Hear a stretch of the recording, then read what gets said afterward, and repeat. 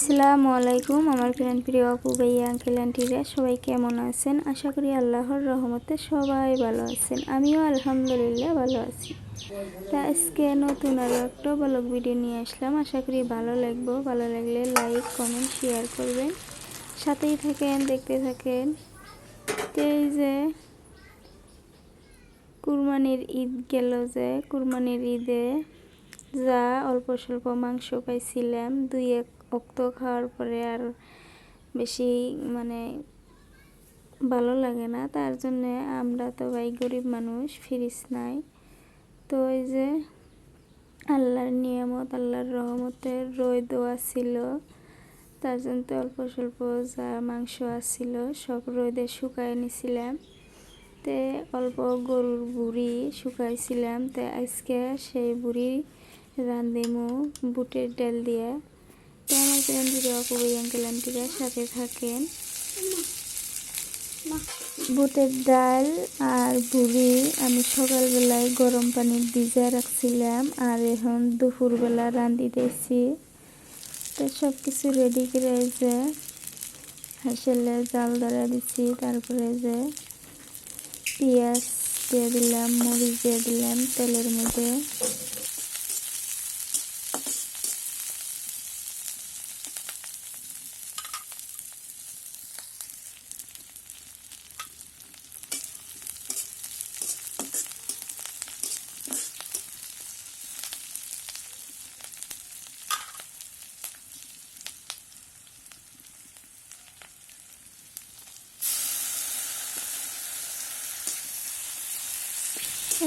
আমি বাটা মশলাগুলো দিয়ে দিলাম, আদা রসুন জিরে পেঁয়াজ।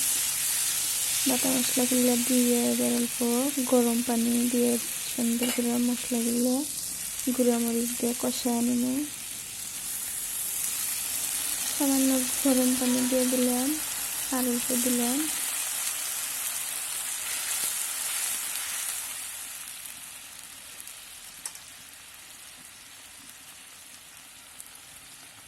এই যে হলুদের গুঁড়া দিয়ে দিলাম,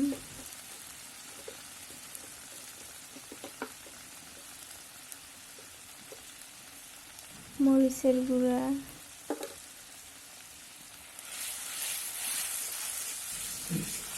নুন অল্প পরে দিন।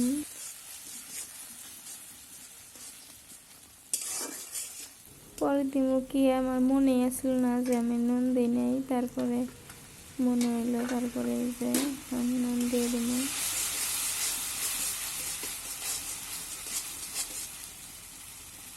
মশলাটা কষানো হয়ে গেছে।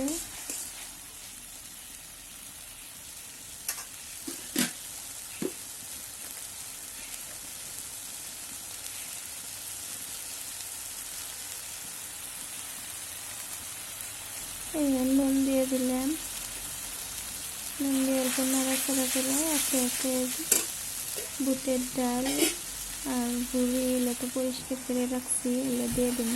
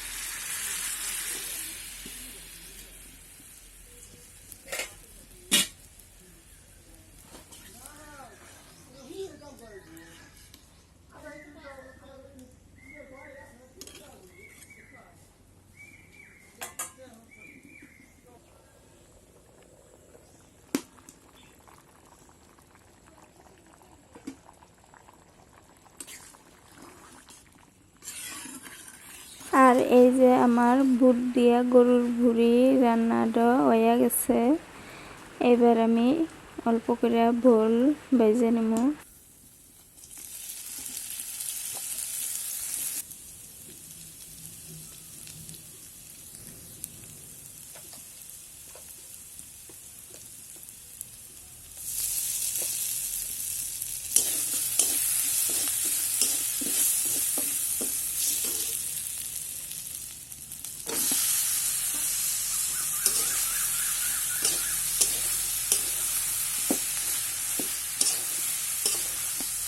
দুইটা তরকারি খুব মজা হয়েছিল, খুব স্বাদ হয়েছিল।